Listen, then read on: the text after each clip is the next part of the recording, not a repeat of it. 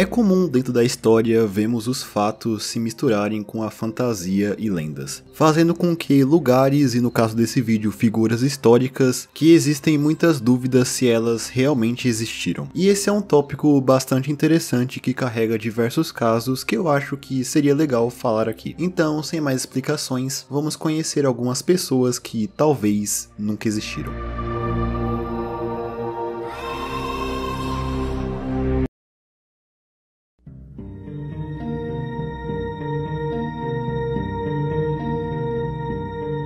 Talvez um dos exemplos mais populares desse conceito um pouco específico é um personagem que eu acho que todo mundo já ouviu falar, que no caso é o Rei Arthur, uma das figuras que possuem mais versões e histórias presentes na cultura pop, tendo versões em animações infantis, dezenas de filmes de Hollywood e em histórias que colocam o personagem no espaço, por que não, né? Mas quem de fato é o Rei Arthur? Bem, ele é um lendário líder da Grã-Bretanha, que remonta entre o século V e o século VI, que teria atuado durante as invasões dos povos saxões à atual Ilha Britânica. Acredita-se que boa parte do que conhecemos de Arthur surgiu em um livro chamado A História dos Reis da Bretanha, escrito entre 1135 a 1139, por um clérigo galês chamado Godofredo de Monmouth. Sua obra foi também o primeiro lugar onde outros elementos das lendas arturianas foram descritos, como por exemplo o Mago Merlin, conselheiro de Arthur, e a sua icônica arma, a espada Excalibur, que foi forjada na ilha de Avalon, que também surgiu nessa obra. Algo que também surgiu como conhecemos hoje nesses escritos é o próprio pai de Arthur, o Uther Pendragon, apesar de ser fato dele não ser uma criação do clérigo, aparecendo antes dessa obra dentro da tradição galesa. E outros elementos clássicos dos ciclos arturianos surgiram em escritos posteriores, como a cidade de Camelot, que apareceu alguns anos depois em um poema de 1170. Contudo, existe um grande debate se Arthur pode ser considerado de fato uma figura histórica ou não. Existem alguns textos ainda datados da Idade Média que tratam Arthur como uma figura histórica, mesmo que esses textos tenham sido produzidos séculos depois da era em que ele supostamente vivia, surgindo a partir do século IX e X. Textos esses que falam em detalhes sobre principalmente a participação de Arthur em diversas batalhas contra os saxões, como por exemplo a Batalha de Monte Badon, que muitos historiadores acreditam que de fato aconteceu, porém a participação de Arthur nela é debatida. E em contrapartida, alguns textos históricos que teoricamente deveriam mencioná-lo não o fazem. E apesar de atualmente a existência de Arthur como figura histórica não ser considerada pelos historiadores, ainda existe uma possibilidade dele realmente ter existido. Afinal, ele pode ter sido baseado em uma figura histórica real que, digamos, teve seus feitos aumentados. No fim, apesar de Arthur ser talvez uma das figuras mais conhecidas da cultura pop, a sua existência ainda é um grande objeto de debate, tanto na sua figura em si, como tudo que o cerca. Outro caso parecido nos transporta direto para o Japão para explorar talvez uma das figuras mais singulares da sua história, que se trata do seu primeiro imperador, conhecido como Jimmu. Ele é descrito nos dois livros mais antigos sobre a história do Japão, o Kojiki e o Nihon Shoki, ambos escritos durante o século VIII. Neles é dito que Jimmu seria um descendente de dois deuses, a deusa do Sol Amaterasu e o deus do trovão Susanoo. Ele teria se tornado o primeiro imperador do Japão após uma campanha militar bem sucedida, derrotando tribos locais, estabelecendo seu reinado a partir da atual província de Yamato. A tradição japonesa relata que o seu reinado se iniciou em 660 a.C. e se encerrou em 585 a.C.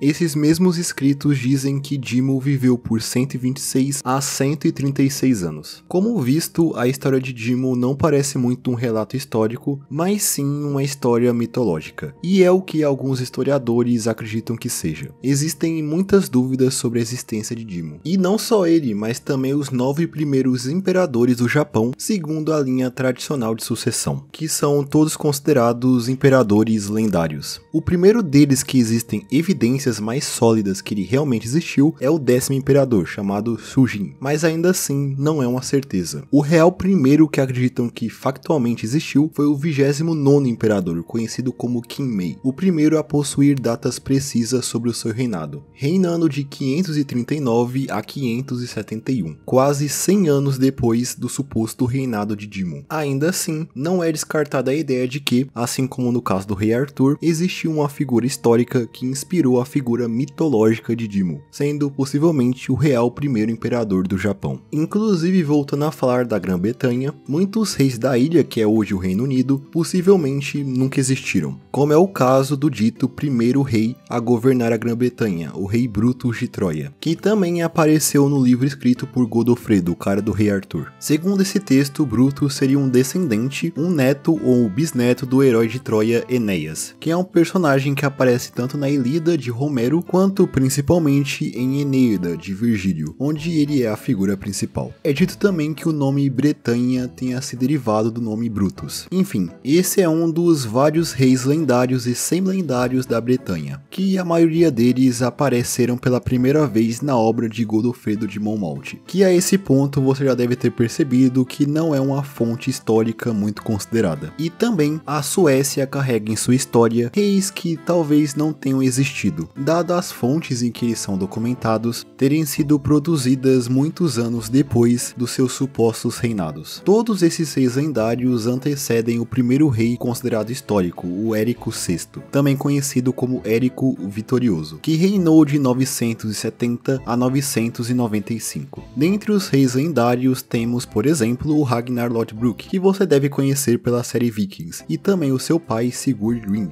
E também parece que o próprio Odin é considerado um rei da Suécia, sendo o primeiro deles.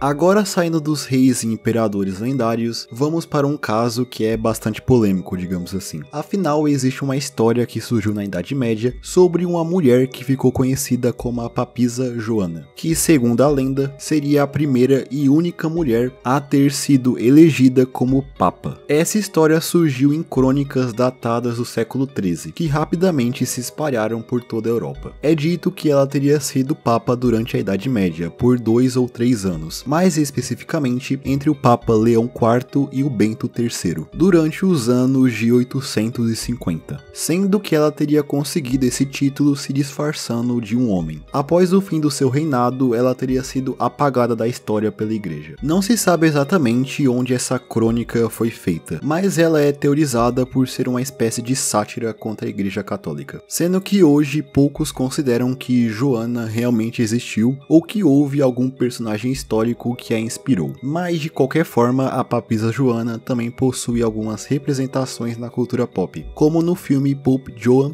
de 1972, que conta a sua história.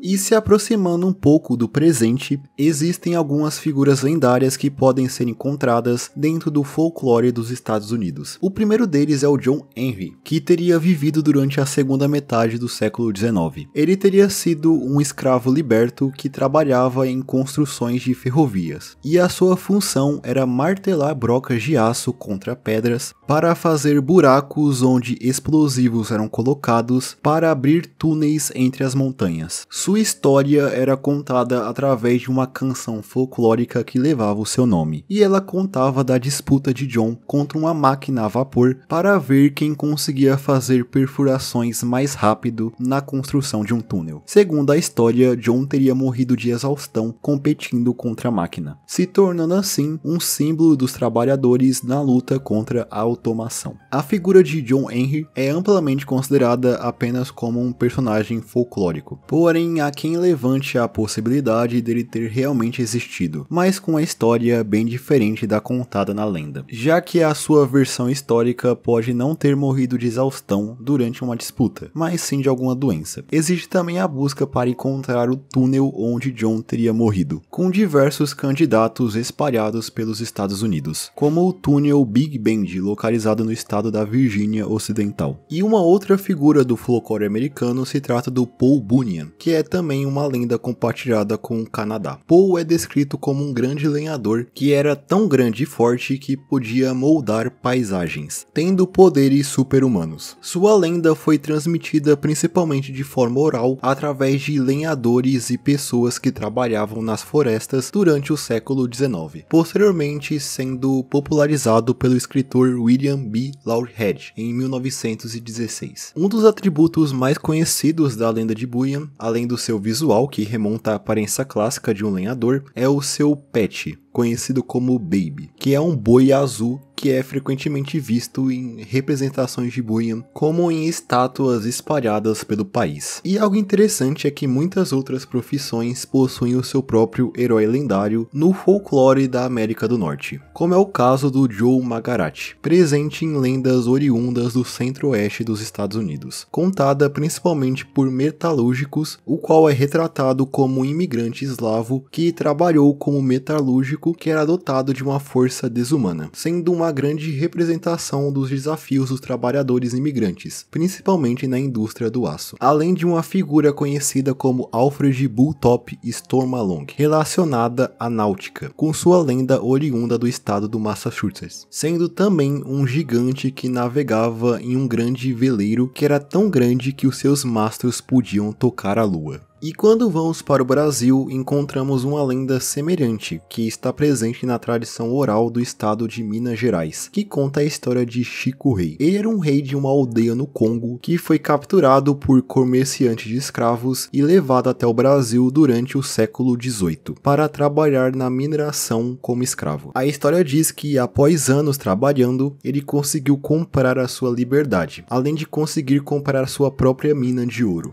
Após isso, ele conseguiu até comprar a liberdade de todos os outros escravos. Esses escravos libertos começaram a tratá-lo como um rei. Logo, ele se tornou o rei da cidade de Ouro Preto.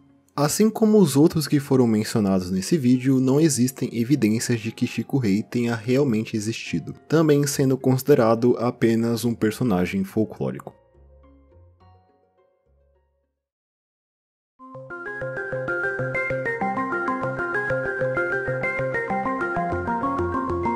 Agora, saindo dessa esfera de lendas e indo de fato para a modernidade, temos um conceito um pouco parecido com o que foi discutido até agora. Hoje em dia é um pouco difícil algo como uma figura lendária surgir, afinal não dependemos mais de fontes questionáveis ou tradição oral para saber da existência de um certo indivíduo. Só que, ainda assim, lendas urbanas continuam surgindo, descrevendo casos que estão envoltos em mistério. Existem alguns supostos serial killers, por exemplo, que nunca foram capturados ou sequer identificados, que existem grandes chances de nunca terem existido, sendo apenas um fruto de uma conexão de vários assassinatos diferentes que nunca foram solucionados, que de acordo com as autoridades parecem ter algum tipo de padrão, ou até de uma histeria coletiva ou simplesmente de uma história fictícia que foi difundida como verdade. Talvez o caso mais conhecido seja a teoria dos assassinatos do Smiley Face. Ela diz que cerca de 45 homens em idade universitária que teriam morrido afogados em corpos d'água durante os anos 90 até os anos 2010, na verdade não teriam morrido devido a um acidente ou o resultado deles tirarem suas próprias vidas, mas sim terem sido vítimas de um suposto serial killer ou um grupo de assassinos. Afinal, em muitos desses casos, foi possível encontrar desenhos de carinhas sorridentes nas proximidades onde os corpos foram encontrados.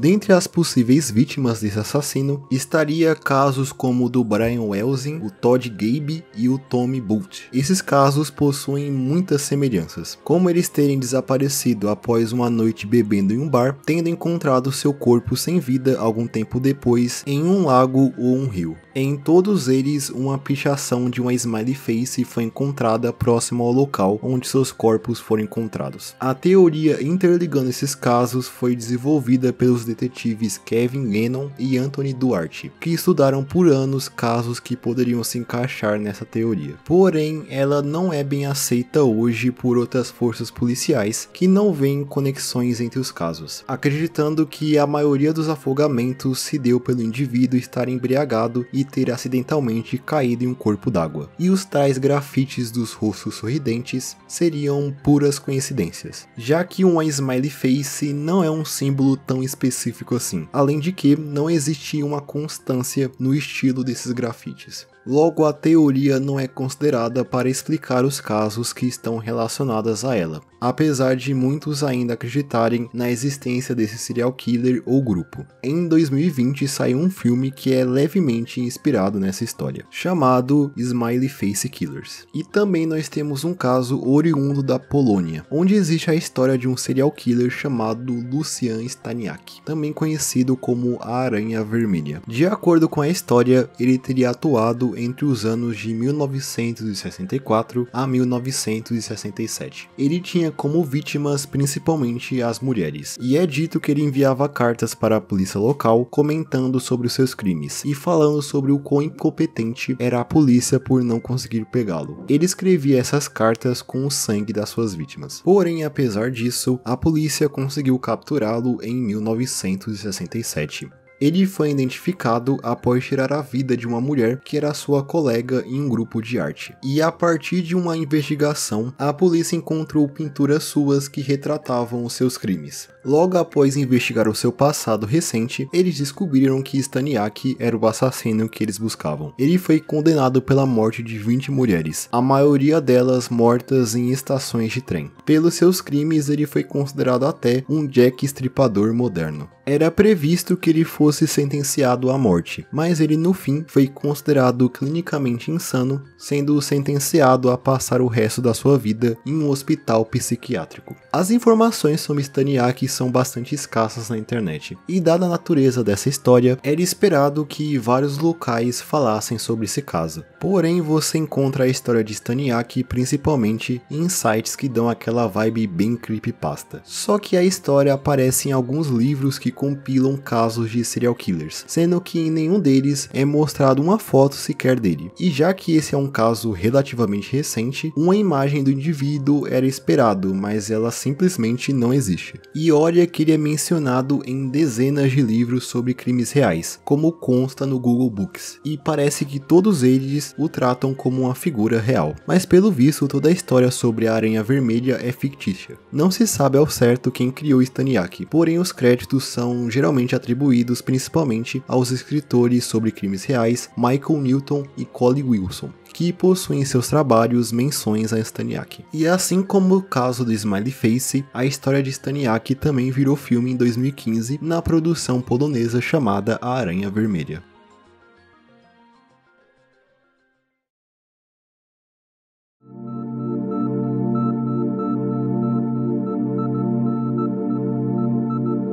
Então eu acho que é isso. Essas foram as histórias de algumas pessoas que provavelmente nunca existiram. Esse era um tema que eu queria abordar há algum tempo, então espero de verdade que vocês tenham gostado dele. Não se esqueça de deixar o seu comentário aí embaixo, deixar o seu like e se inscrever no canal caso não tenha feito isso ainda. E no mais é isso. Espero todos vocês em um próximo vídeo. Até mais.